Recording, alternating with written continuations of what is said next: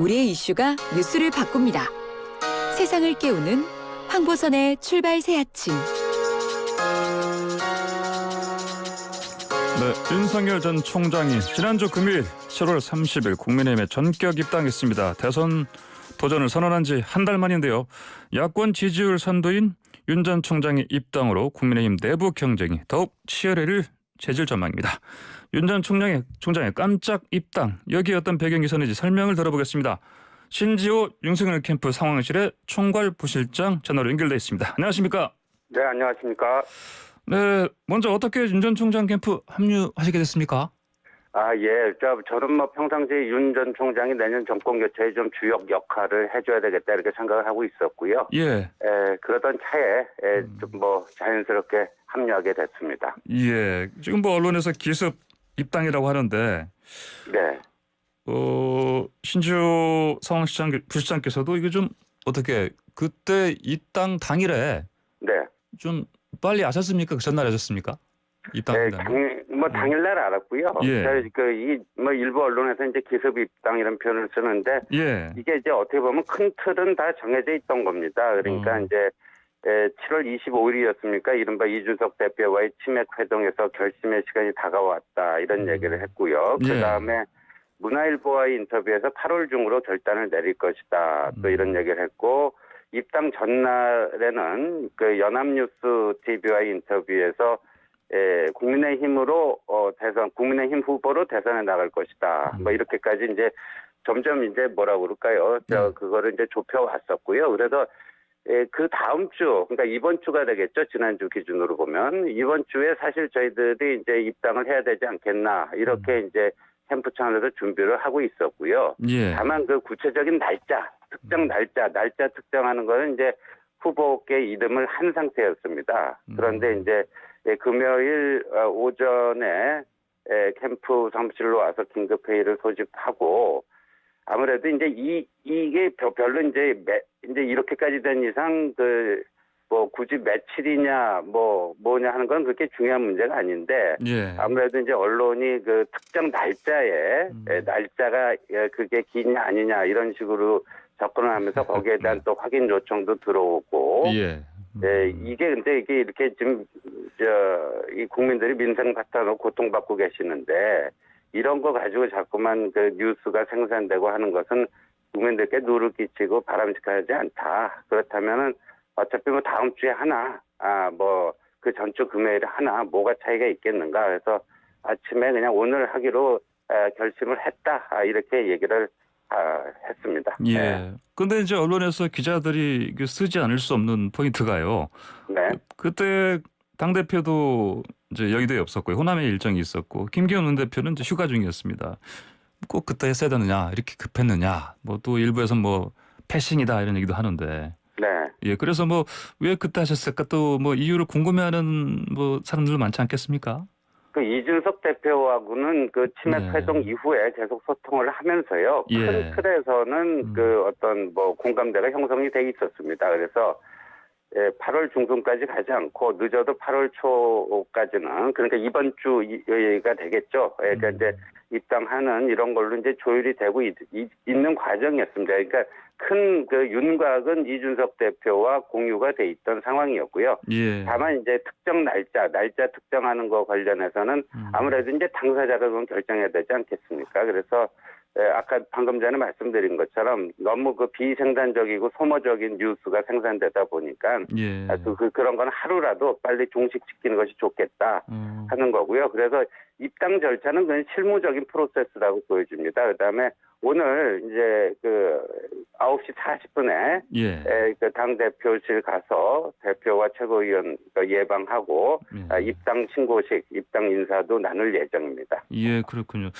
제가 이것도 질문을 드릴 수밖에 없는데, 아무래도 이제 최근에 윤 전 총장 지지율이 좀 주춤하다 이런 상황이기도 하고, 또 이제 그 부인의 과거 의혹이라든지 논란 이런 걸 겪으면서 좀 빠른 입당을 좀 결심한 거 아니냐 이런 분석도 있는데 뭐 좀 뭐 그런 분석이 있는 거 봤습니다. 그러니까 예. 궁지에 몰리니까 뭐 마지막 그 도피처로 국민의힘으로 들어간 거 아니냐 뭐 이런 것도 있는데요. 예. 근데 최근 일주일의 진행 상황을 보면 그게 아니라는 걸 쉽게 아실 수 있을 것 같습니다. 25일에 이제 일요일에 캠프가 대대적으로 정비가 되면서 예. 후보가 이제 제대로 된 보좌를 받기 시작했고요.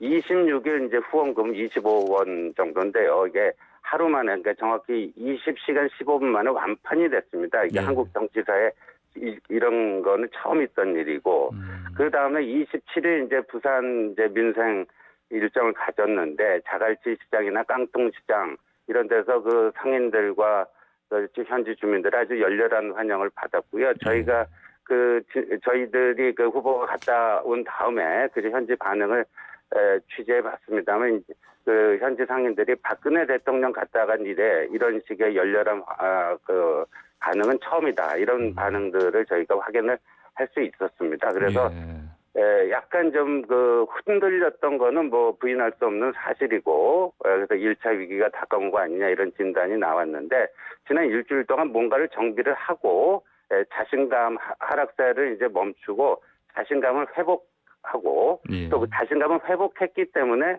어떤 주체적인 결단을 통해서 국민의힘 입당을 전격 그렇게 단행할 수 있었다고 생각합니다. 예, 알겠습니다. 방금 또 이제 윤 전 총장을 흔든 요인 중에 하나가 아무래도 최재형 전 감사원장 속전속결 입당도 작용하지 않았겠습니까? 뭐 그런 것도 뭐 전혀 고려를 안 했다고 그러면 좀 거짓말일 것 같고요. 그런데 네. 이제 저희는 최재형 원장의 그 입당, 최재형 원장은 이제 저희 후보보다 좀 정계 입문을 좀 늦게 하시지 않았습니까? 정계 입문을 늦게 하신 대신에 이제 입당은 좀 빨리 하시고 예. 그런 건데 크게 보면은 이제 윤석열 후보가 국민의힘에 들어감으로써 야권의 대선 플랫폼이 거의 이제 완성 단계에 이른 거 아니냐. 그래서 이제 저희는 뭐 그런 쪽에 오히려 의미 부여를 하고 있습니다. 이제 안철수 국민의당과의 어떤 그 합당 문제도 남아 있고 하지만 크게 보면은 이제 야권의 대선 후보 플랫폼이 거의 완성 단계에 들어가고 최대의 불확실성이 제거가 됐다. 그러니까 예. 이제 이 야권 단일 후보 선출을 어떤 방식으로 할 것인가 하는 것이 이제 정권 교체에 있어서 굉장히 중요한 분수령이 될 수밖에 없었는데 그 최대의 불확실성이 이제 지난 금요일 입당으로 인해서 말끔히 제거됐다. 저희는 그렇게 이제 의미 부여를 하고 있습니다. 그렇군요. 알겠습니다. 그 최재형 전 감사원장이 뭐 이전에 윤 전 총장 좀 만나자 그랬는데 사실은 이제 그때 이거 뭐 성사가 안 됐는데 네. 이제 최 전 원장은 이제 수요일에 이제 대선 출마 선언하지 않습니까? 그럼 뭐 그때 이후에는 바로 다시 만날 가능성도 높겠네요. 네, 얼마든지 만날 수 있고요. 그런데 이제 뭐 지나가다가 우연히 만나고 이렇게 조우하는 거 말고 어떤 그 정식 회동을 하기 위해서는 이제 의제가 어젠다가 있어야 되지 않겠습니까? 그러면 이제 그 회동을 할 만한 그 의제가 있는지 그 의제를 뭐 어떻게 할 건지 뭐 그런 것들이 조율이 된다면 뭐 얼마든지 만날 수 있다고 봅니다. 예, 알겠습니다.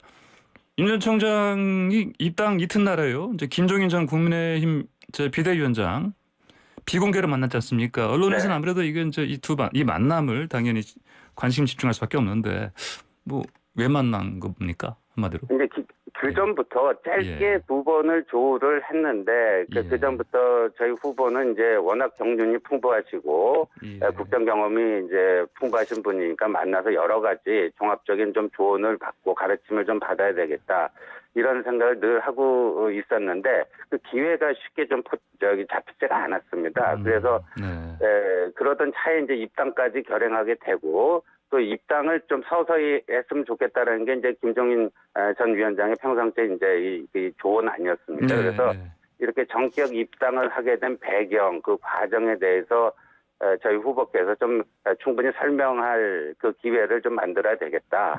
가져야 되겠다. 그래서 그 이제 그런 설명을 하는 자리였고 또 거기에 대해서 김종인 전 위원장께서 여러 가지 좀 조언을 해주시고 그래서 결과적으로 그 50여 분 회동이었습니다만 끝나고 나서 김종인 전 위원장 측에도 좀 저희들이 확인해 봤는데 대체적으로 이제 좀 이해를 하시고 이렇게 하신 것 같습니다.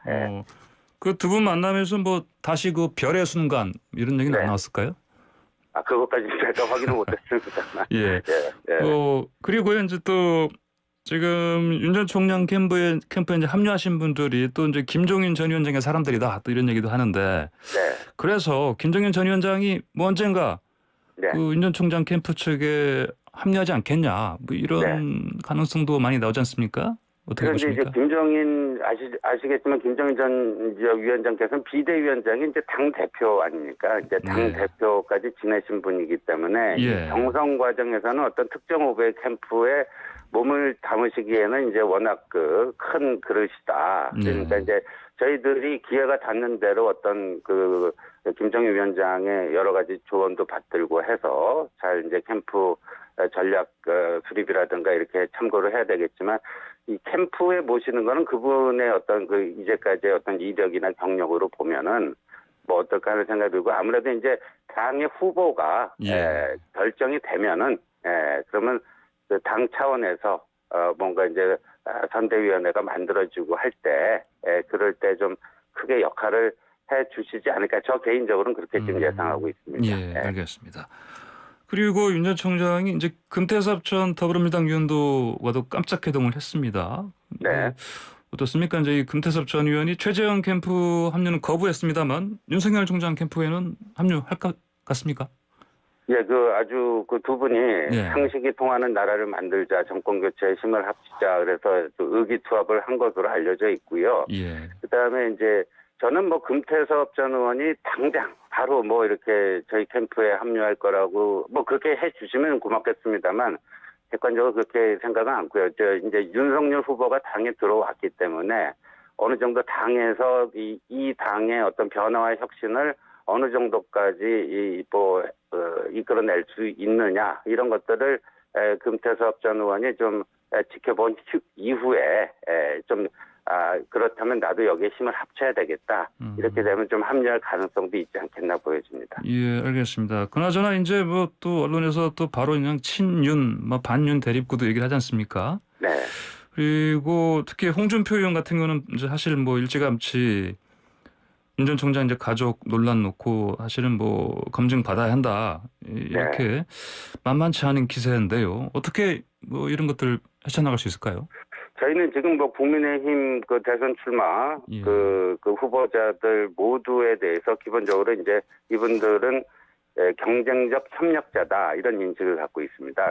근데 이제 이 경쟁적 협력자는 이제 핵심은 협력자인 거죠. 앞에 이제 경쟁적이라는 수식어가 붙는데 경쟁적이라는 건 이제 경선 단계에서 이제 선의 경쟁을 해야 되는 거고요. 협력자는 이제 후보가 이제 확정이 되면 이제 본선에서 완팀으로 모든 힘을 합쳐서 이제 민주당의 정권 연장 그거를 이제 분쇄할 수 있는 그런 건데요. 그 앞에서 이제 지금은 이제 경쟁 단계겠죠. 내부 경쟁 단계인데 이 경쟁도 제로섬 게임이나 무슨 마이너스섬 게임이 아니라 좀 이렇게 선의의 경쟁, 플러스섬 게임이 되는 걸로 가면 좋겠다 하는 저희 그런 생각을 저희는 기본적으로 갖고 있습니다. 예, 알겠습니다. 그리고 또 당 밖에 또 검증 공세도 상당히 거센데요. 뭐 이를테면 뭐 이제 부인 김건희 씨 뭐 의혹이라든지 이런 뭐 줄리 벽화도 나오고, 근데 또 윤 전 총장하고 또 삼부토건 사주 전화묵 회장과의 관계 있지 않습니까? 뭐 골프 접대라든지 이런 의혹도 나오고 있는데 이런 것들은 어떻게 검증 공세 이것들을 헤쳐나갈 수 있을까요?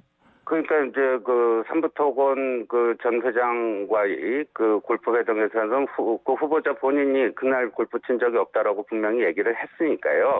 그러니까 이제 문제를 제기한 측에서 모 신문이 이제 그런 의혹을 제기를 했는데 그날 골프를 쳤다는 입증을 할 책임은 문제 제기자에게 있다라고 보여집니다. 그건 뭐 당연한 거 아니겠습니까? 근데 그날 쳤다라고 보도를 했는데 본인은 안 쳤다라고 했기 때문에 그러면 쳤다라고 하는 증거를 제시를 하고 그러면 뭐 저희가 명명백백한 팩트고 그러면 뭐 저희 쪽이 사실 거짓말을 하게 된 거니까 엄청난 타격을 입을 것이고요.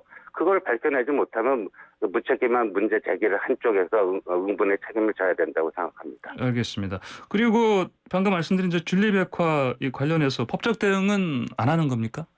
예, 법적 대응은 하지 않기로 했습니다. 이제 윤석열 후보가 이제 더 이상 검찰총장이 아니고 정치인입니다. 그래서 이제 정치인은요, 기본적으로 사법적 해결보다는 정치적 해결을 우선해야 된다라는 게 큰 원칙입니다. 그러니까 뭐 이게 사법적 해결, 사법적 뭐 고소고발이 불가능한 건 아닙니다만, 예. 그러니까 그 정치적 해결을 우선해 두고요. 다만 이제 불가피하게 어떤 고소고발이라든가 이런 사법적 해결을 안 할 수가 없는 그런 건들이 가끔 있습니다. 네. 그런 것들은 그러니까 사법적 해결은 최소화시키고 네. 하는 쪽으로 이제 그 원칙을 정하고 있습니다. 예, 알겠습니다. 오늘 말씀 여기까지 듣겠습니다. 고맙습니다. 예, 감사합니다. 네, 지금까지 신지호 윤석열 캠프 상황실 총괄 부실장이었습니다.